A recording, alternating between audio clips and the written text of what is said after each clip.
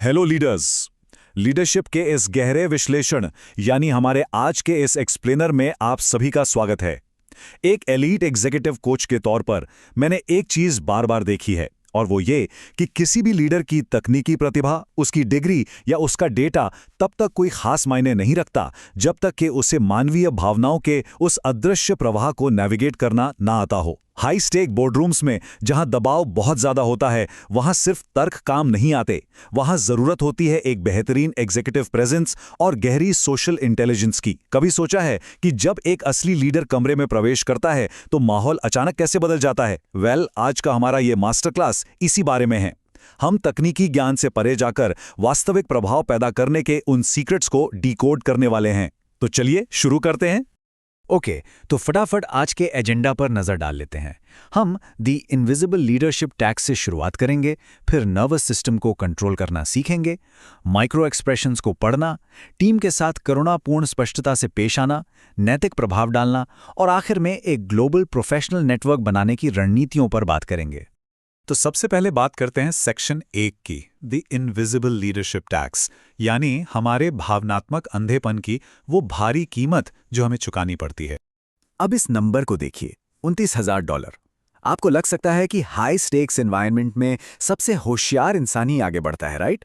लेकिन डेटा एक बिल्कुल अलग और चौंकाने वाली तस्वीर पेश करता है। रिसर्च बताती है कि औसत आईक्यू लेकिन मजबूत भावनात्मक जागरूकता वाले लोग हाई आईक्यू लेकिन कमजोर सोशल स्किल्स वाले लोगों की तुलना में सालाना औसतन $29,000 अधिक कमाते हैं।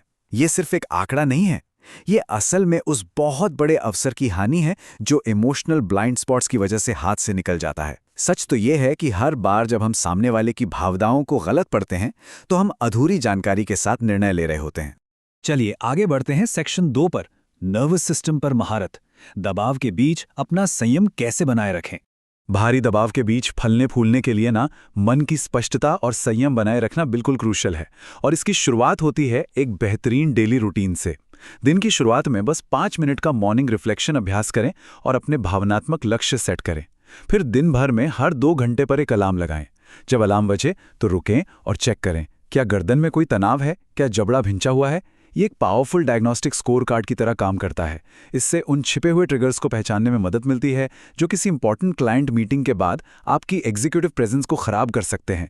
अपनी प्रोग्रेस को ट्रैक करने का ये एक शानदार तरीका है। अब मान लीजिए आप एक बहुत ही हाई प्रेशर बातचीत के बीच में हैं। एक महत्वपूर्ण क्लाइंट ने अभी आपका प्रस्ताव खारिज कर दिया है। तनाव तुरंत हावी होने लगता है ना? ऐसे परिदृश्य में बचाव की मुद्रा में आने से पहले ये नर्वस सिस्टम रीसेट अद्भुत काम करता है। बस 4 सेकंड सांस अंदर लें, 4 सेकंड रोकें और 6 सेकंड के लिए धीरे धीरे छोड़ें।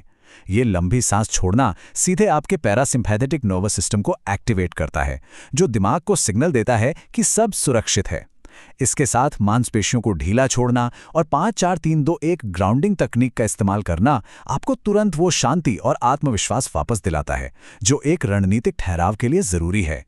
तो सबसे महत्वपूर्ण बात यह है कि एक हाई पोटेंशियल मैनेजर को ट्रिगर और अपनी प्रतिक्रिया के बीच के गैप को बढ़ाना आना चाहिए, और द ब्रीथ मेथड ठीक यही करता है। ये 15 सेकंड का फ्रेमवर्क सुनिश्चित करता है कि कोई भी फैसला घबराहट या गुस्से में ना लिया जाए। भावनाओं को सिर्फ एक डेटा पॉइंट के रूप में देखना शुरू करें, ना कि किसी आदेश के रूप में। ये सोच आपकी लीडरशिप प्रेजेंस को पूरी तरह से बदल कर रख देगी। भावना के प्रति जागरूक होना, उसे स्वीकारना और फिर एक स्पष्ट उद्देश्य के साथ जुड़ना, ये बहुत ही प्रैक्टिकल और असरदार है। लेकिन जब बोर्डरूम में भारी विरोध या पुशबैक का सामना करना पड़े तब क्या? हमारी पहली ऑटोमेटिक प्रतिक्रिया बचाव करने की होती है। यहीं पर कॉग्निटिव रिफ्रेमिंग काम आती है। एक ग्रोथ माइंडसेट वाला लीडर हर चुनौतीपूर्ण बातचीत को विकास के अवसर में बदल देता है। उदाहरण के लिए, आलोचना को पर्सनल हमले की तरह लेने के बजाय आप इसे 3 तरीकों से रिफ्रेम कर सकते हैं। पहला, शायद वे मदद करने की कोशिश कर रहे हैं। दूसरा, हो सकता है उनका दिन खराब चल रहा हो। या तीसरा, ये मेरी लीडरशिप और ग्रेस दिखाने का एक बेहतरीन मौका है।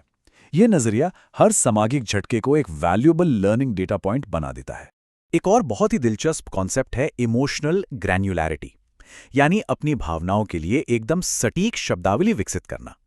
देखिए, निराशा और विश्वासघात कहने में बहुत बड़ा अंतर है। अगर निराशा है तो अप्रोच बदलने की जरूरत है, लेकिन अगर विश्वासघात है तो कड़वी सीमाएं तय करनी पड़ेंगी। इसी तरह घबराहट और उत्साह दोनों शरीर में एक जैसी ही हलचल पैदा करते हैं, लेकिन जब आप सटीक शब्द चुनते हैं तो आप अपनी प्रतिक्रिया को एक रैंडम रिएक्शन की जगह एक सोची समझी दिशा दे पाते हैं।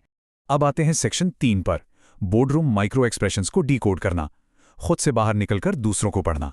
अब इस स्लाइड के बारे में जो बात मुझे सबसे ज्यादा पसंद है वो ये है कि ये हमें अनकही भाषा पढ़ना सिखाती है।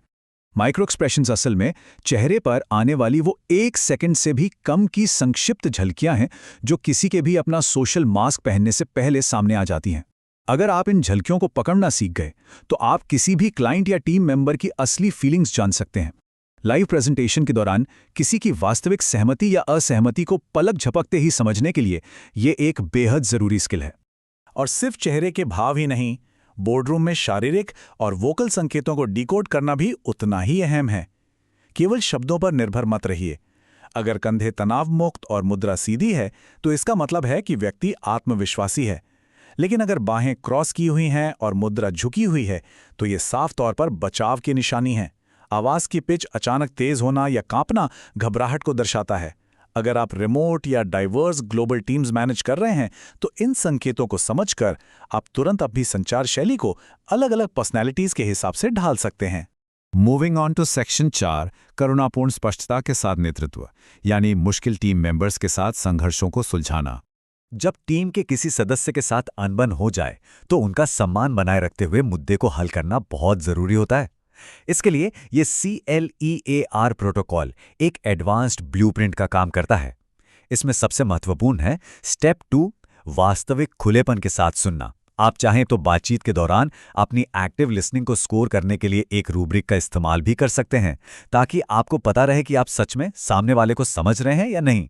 ये प्रोटोकॉल किसी भी छोटे संघर्ष को बड़े संकट में बदलने से पहले ही सहानुभूति और स्पष्टता के साथ संभाल लेता है। हाई स्टेक्स फीडबैक देते समय इस छोटी सी स्क्रिप्ट को देखिए। मैं हमारे कामकाजी संबंधों को वास्तव में महत्व देता हूं, इसलिए मैं एक ऐसी बात पर चर्चा करना चाहता हूं जो मुझे चिंतित कर रही है। कितनी सौम्य शुरुआत है, राइट? एक सौम्य शुरुआत हमेशा सामने वाले के लिए एक इमोशनल सुरक्षा का घेरा बनाती है। ऐसी एडवांस नेगोशिएशन स्क्रिप्ट्स की मदद से आप अपने मुख्य व्यावसायिक लक्ष्यों पर अडिग रहते हुए भी पूरी सहानुभूति बनाए रख सकते हैं। इससे कोई आहत भी नहीं होता और समस्या के मूल तक पहुंचा जा सकता है। अब बात करते हैं सेक्शन 5 की, नैतिक प्रभाव और सोशल प्रूफ, बिना मैनिपुलेशन के बदलाव कैसे लाएं। और ये स्लाइड प्रभाव के उन 6 मनोवैज्ञानिक स्तंभों को शानदार ढंग से दिखाती है जो लीडरशिप की नई पहलों के लिए लोगों का सच्चा सपोर्ट हासिल करने में मदद करते हैं। लोगों को अपनी बात मनवाने के लिए मजबूर करने के बजाय ये समझना जरूरी है कि वो किस चीज से प्रेरित होते हैं। पहले अपनी तरफ से वैल्यू ऐड करना, विशिष्ट और रियल सफलता की कहानियां यानी सोशल प्रूफ शेयर करना, ये सभी चीजें टीम के भीतर स्वाभाविक रूप से विश्वास पैदा करती हैं। यही असली एथिकल इन्फ्लुएंस है। बोर्डरूम में फैसले करवाने का एक और जादुई तरीका है रणनीतिक सवाल पूछना। जबरदस्ती अपनी बात थोपने के बजाय ऐसे ओपन एंडेड प्रश्न पूछिए, क्या होगा अगर हम इसके विपरीत दृष्टिकोण अपनाएं? ये कोई चालाकी नहीं है, ये सवाल एक इंटेलेक्चुअल स्टिमुलेशन का काम करते हैं जो टीम को खुद ब खुद एक बेहतरीन और नए समाधान की तरफ ले जाते हैं। ये दिखाता है कि आप एक गहरे भावनात्मक जुड़ाव के जरिए टीम को लीड कर रहे हैं। और अब हमारा आखिरी सेक्शन, पेशेवर प्रभाव को बढ़ाना, अपने प्रभाव को सिर्फ अपनी तकनीकी विशेषज्ञता से परे कैसे ले जाएं। एक एलीट ग्लोबल नेटवर्क बनाना सिर्फ बिजनेस कार्ड्स इकट्ठे करने या ट्रांजैक्शनल नेटवर्किंग के बारे में बिल्कुल नहीं है। ये एक वैल्यू फर्स्ट अप्रोच है। चाहे वो इंडस्ट्री की नई जानकारी देना हो, सही लोगों से पहचान करवाना हो या बस एक सपोर्ट सिस्टम बनना हो, जब आप अपने ग्लोबल साथियों की विशिष्ट जरूरतों के हिसाब से उन्हें वैल्यू देते हैं तो एक गहरा पेशेवर रिश्ता बनता है। दूसरों की सफलता में आपकी वास्तविक रुचि ही आपके प्रभाव को तेजी से बढ़ाती है। तो हमारी इस पूरी चर्चा का जो अंतिम लक्ष्य है वो विक्टर फ्रैंकल के इस शानदार कोट में छिपा है। उत्तेजना और प्रतिक्रिया के बीच एक स्थान है। उस स्थान में हमारी प्रतिक्रिया चुनने की शक्ति है। यही वो ठहराव है जहां हमारी सच्ची ताकत है। जब एक लीडर उस छोटे से स्पेस को, उस ठहराव को बड़ा करना सीख जाता है तो उसकी एग्जीक्यूटिव प्रेजेंस अपने आप ही लोगों को एक चुंबक की तरह अपनी ओर खींचने लगती है। अब सिर्फ जानकारी को सुन लेना काफी नहीं है ना? प्रभाव तब पैदा होता है जब हम एक्शन लेते हैं। तो अपने आप से ये सवाल पूछिए, आज आपने जो कुछ भी सीखा है, चाहे वो 446 ब्रीथ मेथड हो, CLEAR प्रोटोकॉल हो या फिर कॉग्निटिव रीफ्रेमिंग, अपनी बोर्डरूम की कौन सी आदत को आप सबसे पहले ट्रांसफॉर्म करेंगे? ज्ञान तभी शक्ति बनता है जब आप उसका इस्तेमाल करते हैं। इस विचार के साथ मैं आपको छोड़ता हूं। सोचने के लिए ये एक बहुत ही महत्वपूर्ण प्रश्न है।